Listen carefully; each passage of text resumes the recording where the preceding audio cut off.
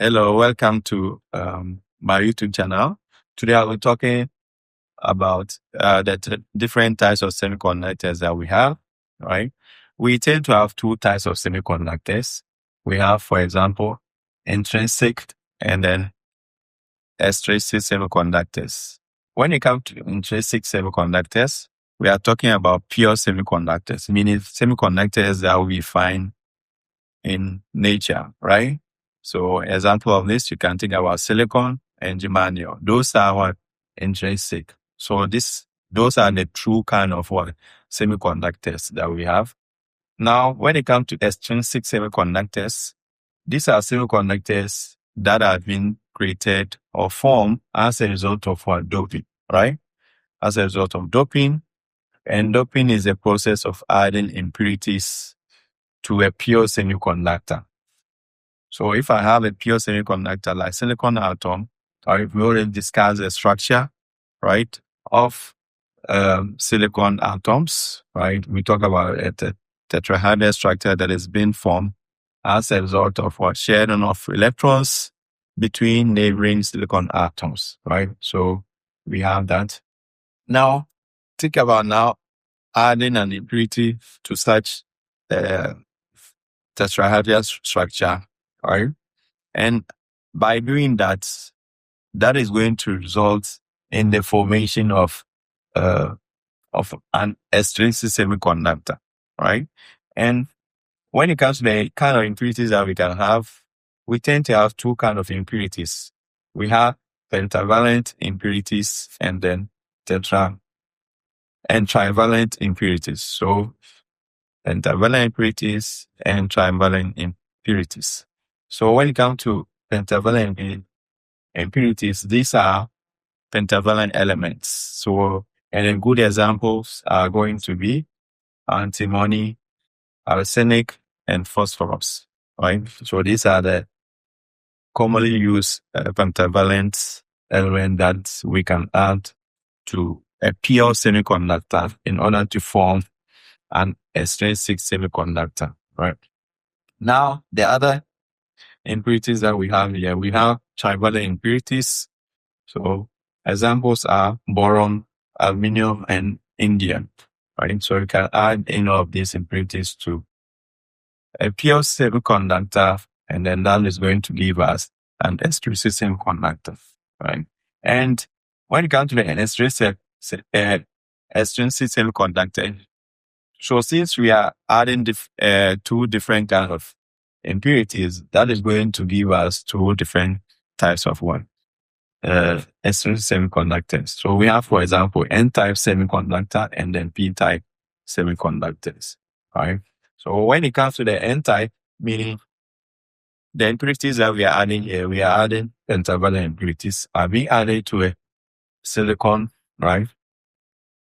A pure silicon structure that we have. So example is going to be here. You can see this is what our tetrahedral structure of silicon.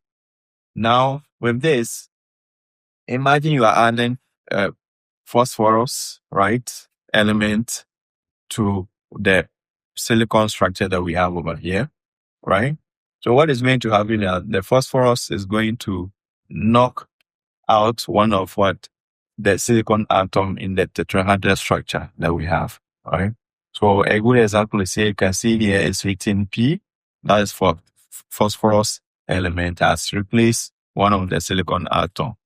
And as a result of this, because phosphorus is having 5 valence electrons, that means 4 of the electrons are going to be shared, right? Are going to be shared with neighboring silicon atoms, but we have only 1 electron still remaining, right? Because we are talking about pentavalent, meaning 5 valence electrons, right? Then this electron that is being created is what? Is a negatively charged, right? Electrons are negatively charged. So hence, that's where the name comes from, N-type, meaning you have a negative type semiconductor that is formed.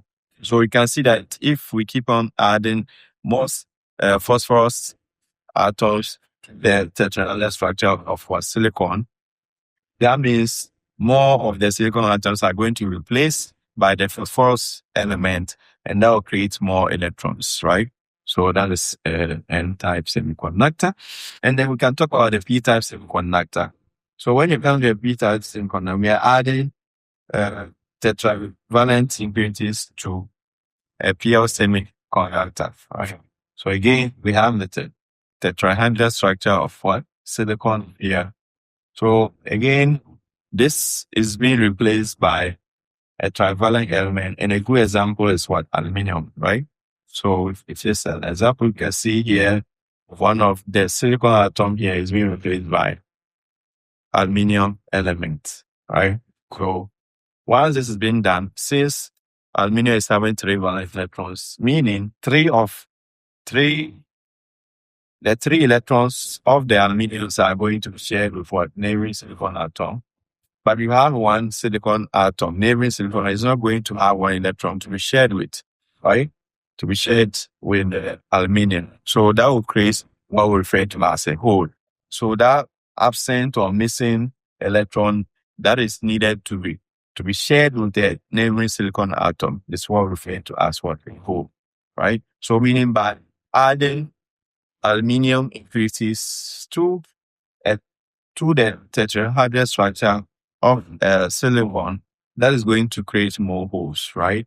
And holes are what? Positively charged, and is the name what? P-type, meaning positive type semiconductors, right? So these are then 2 main types of semiconductors that we have. We have intrinsic and extrinsic. And when it comes to extrinsic, we have N-type and the P-type semiconductors.